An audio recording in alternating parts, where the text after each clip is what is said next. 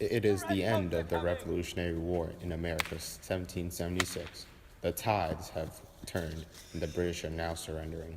Now that the new country has ended its subordinance to Britain, America needed to form their own government and incorporate democratic principles. The topic of the following selections is to create the new government and its powers. There are conflicting views over how the government should be organized and what powers it should have. The purpose of this documentary is to exhibit the perspective of either side, while the purpose of the documents is to convince Congress of each man's own opinions.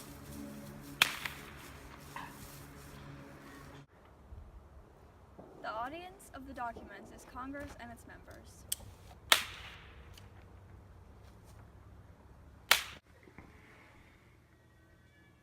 I wish you would ever write me a letter half as long as I write you, and tell me, if you may, where your fleet are gone, what sort of defense Virginia can make against our common enemy, and whether it is not so situated as to make an able defense. Are not the gentry lords and the common people vassals? Are they not like the uncivilized natives Britain represents us to be? I hope their riflemen, who have shown themselves very savage and even bloodthirsty, are not a specimen of the generality of the people.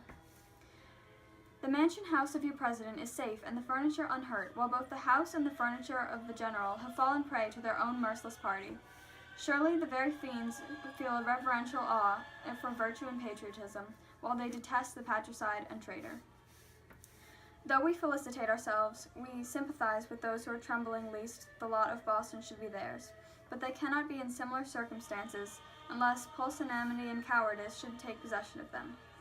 They have time and warning given to them to see evil and to shun it. I long to hear that you have declared an independency, and by the way, in the new code of laws which I suppose it would be necessary for you to make, I desire you would remember the ladies, and be more generous and favorable to them than your ancestors. Do not put such unlimited power into the hand of the husbands. Remember, all men would be tyrants if they could.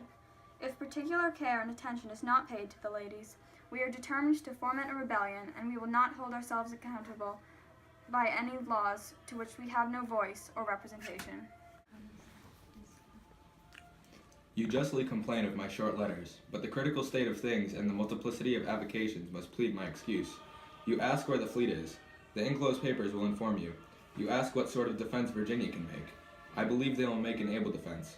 Their militia and Minutemen have been some time employed in training themselves, and they have 9 battalions of regulars, as they call them, maintained among them under good officers at the continental expense. The gentry are very rich and the common people very poor. It is very true, as you observed, they have been duped by Dunmore, but this is a common case.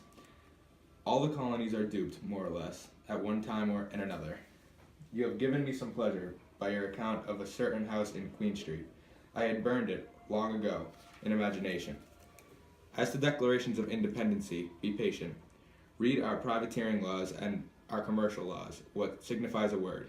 As to your extraordinary code of laws, I cannot but laugh. We have been told that our struggle has loosened the bands of government everywhere.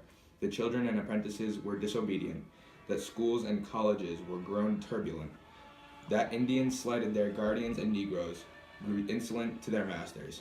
You are so saucy, I won't blot it out. We know better than to repeal our masculine systems.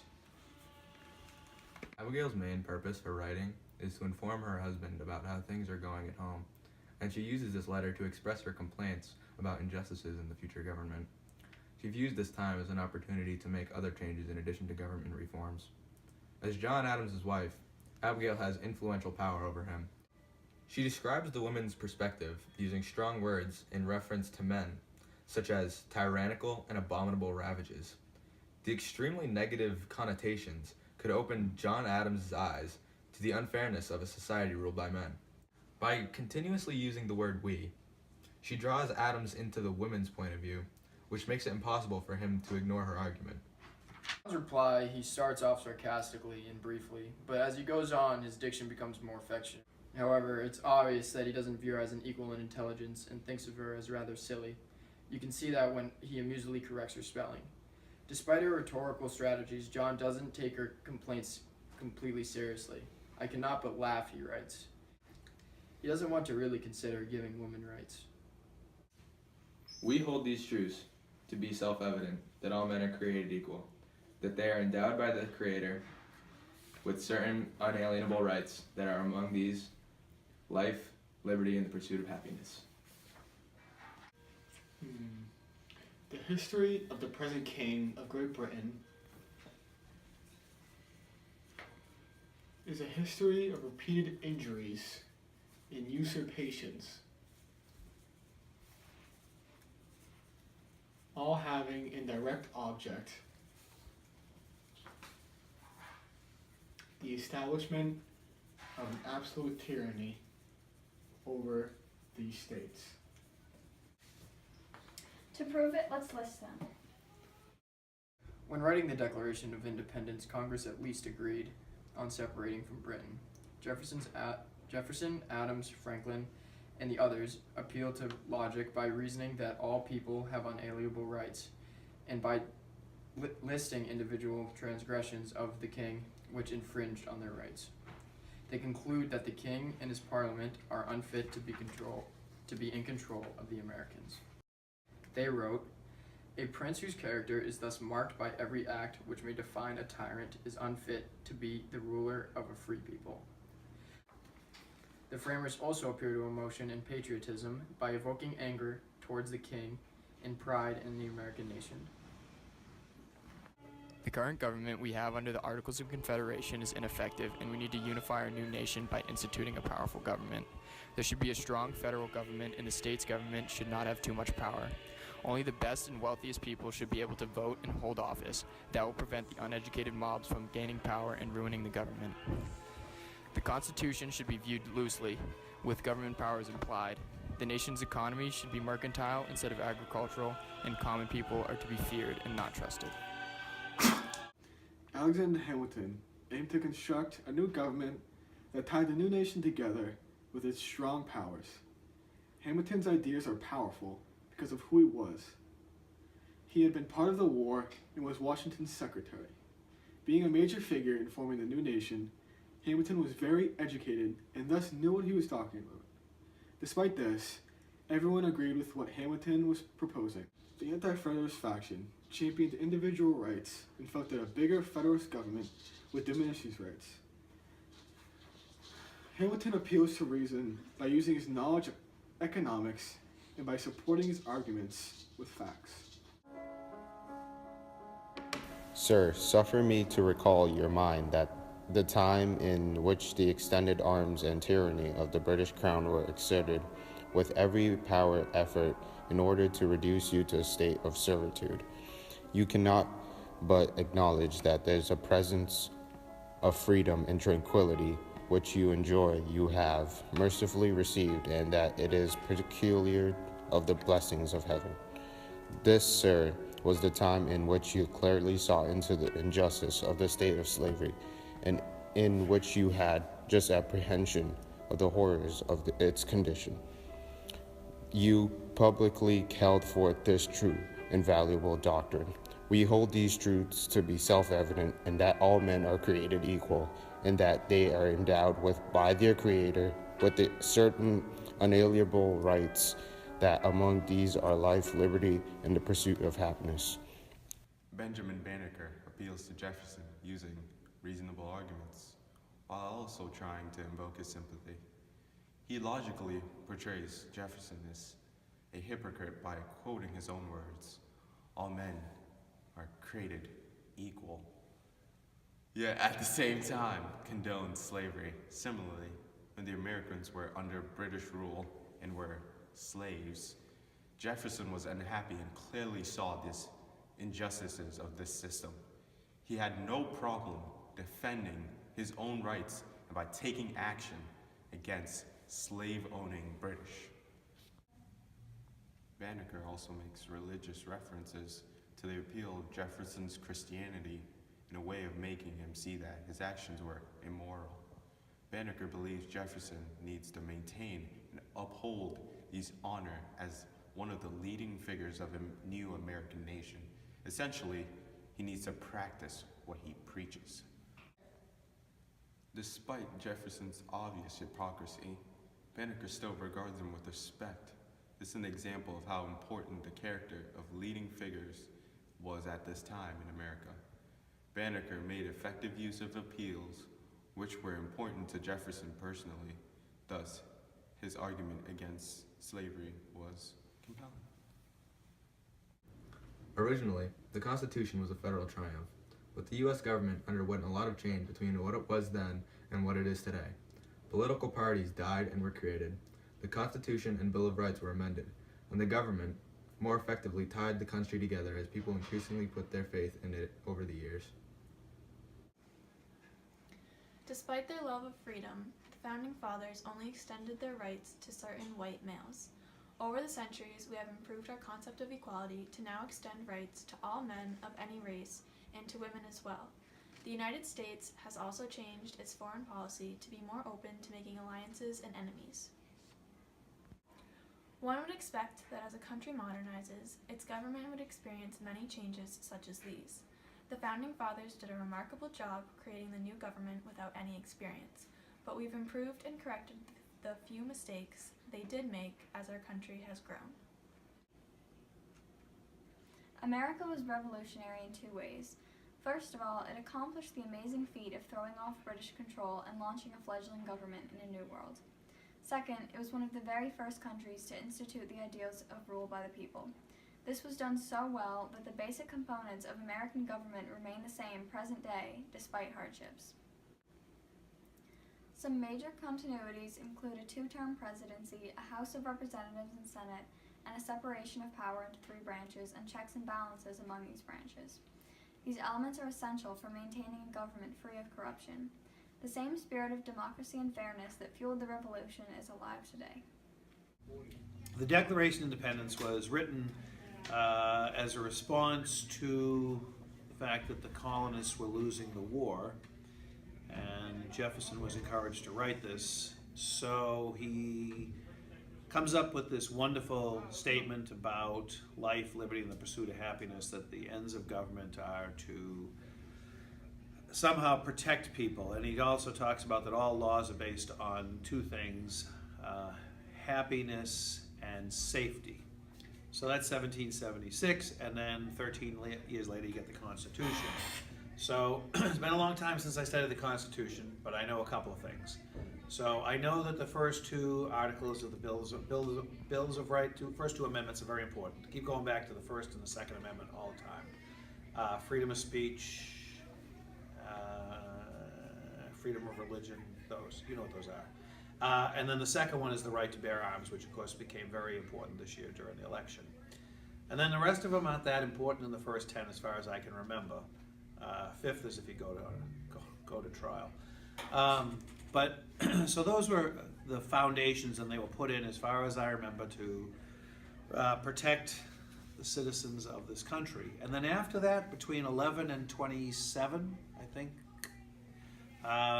the ones that I always talk about in English class are 13, 14, and 15, which I believe are the abolition of slavery, and then equal rights, and then the right to vote for blacks. And I think that that changed the course of America forever, because people who were formerly property became legitimized. And I always tell students that I think as Americans it's very interesting. Black men were given rights 60 years before women were given them with the 19th Amendment. And then after that, I don't know that there are too many important amendments. I know a couple of them have to do with presidential term limits, and they moved the inauguration from January to, from March to January, and then there's one about the vice president can take over if the president is incapacitated. I don't know that the Constitution works well, but I do believe that it should be upheld in all cases. I'm kind of a traditionalist, and I think that we should follow the Constitution to the letter of the law. So our question has to do with government and the change in government. And so we look back at our documents, our earliest documents, and of course, perhaps the most outstanding document would be the Declaration of Independence. There are some words in the Declaration of Independence that are timeless, and they reflect great ideas. And like, for example, we hold these truths to be self-evident that all men are created equal. These are words that have, have been with us forever, and they've meant different things at different times. When you look back at 1776 and you look at all men are created equal, you're thinking about men who are white, who are male, and who have wealth or property. But those ideas have changed dramatically as we have studied in U.S. history. In the AP class, where we came across the study of Jacksonian democracy. And we saw during this time period of 1829 to 1840, where if you were white and if you were male and you didn't own property, then you too could vote. So that was a great extension of democracy in America. And then, of course, the idea about equality relates to races, and of course, thinking along the same lines, the same thread of the idea of suffrage. We look at the civil rights amendments during the early part of the antebellum America, late 1860s, and we see our civil rights amendments of the 13th, 14th, and 15th Amendments, where African American males get the right to vote. So there's another extension. Clearly, this was never envisioned in our early documents, in our Constitution, or even in the Declaration of Independence, except for in a few select words, and the ideal lingered. And of course, as we get to the 20th century, there's a lot of talk about women and their rights. Women have fought for their civil rights in the 19th century. At Seneca Falls, we studied that. But in the 20th century, we'll get to that, and we'll see that women get the right to vote with the 19th Amendment in the year of 1920. But this idea about voting is very important, because we've just gone through this major election, the election of 2016. And still, we have never had a woman president. And as we look at this election, which was a very bitter election, probably one of the most bitter elections in American history, but when we look at this election, we also see the results still coming in. We see a woman who had a very good chance of becoming president of the United States, and yet we are still a heavily male-dominated society. And and it's happened 5 times in American history. This being the 5th time where a presidential nominee has collected more popular vote and lost the election. The totals are still coming in, but from when I last checked, there was something like 2.6 million votes more for Clinton than for Trump. But we've had this in our history, and it goes back all the way to 1787. It's this idea of conflict between electoral college and popular vote. And of course, we studied it in the election of 1824, which was called the corrupt bargain, where Andrew Jackson had actually not only won popular vote, but he also won electoral vote too. But we know very well that John Quincy Adams became president because of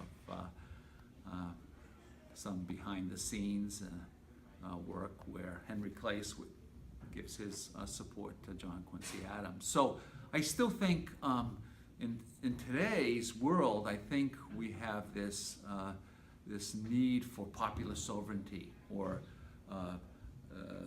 we need this idea of expressing a better way of democracy. And I think Electoral College, represents an old idea where the minority dominates and the very wealthy dominate. And perhaps sometime in the future, maybe we'll see a constitutional amendment that will change the idea that not Electoral College determines who becomes president, that popular vote and the will of the people, and maybe we could say a kind of popular sovereignty is the dominant idea in American politics. But we've seen a lot of changes, and hopefully we'll see more. But democracy, it's not an absolute, it's relative, and hopefully we'll hold on to it, and hopefully we'll make progress with it.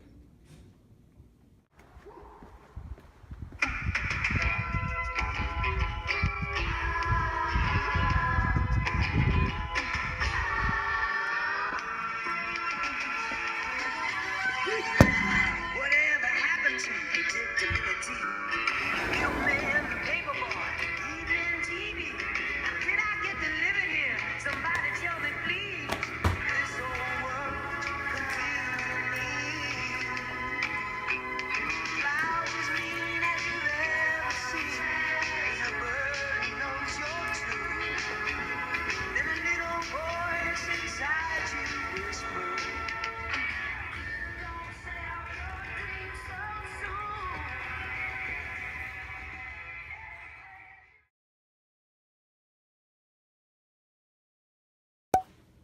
This is the rest of the sentence. Abigail's main purpose for writing is to inform her husband about. Kevin! Get out, Kevin! Kevin, you gotta leave. Kevin, leave!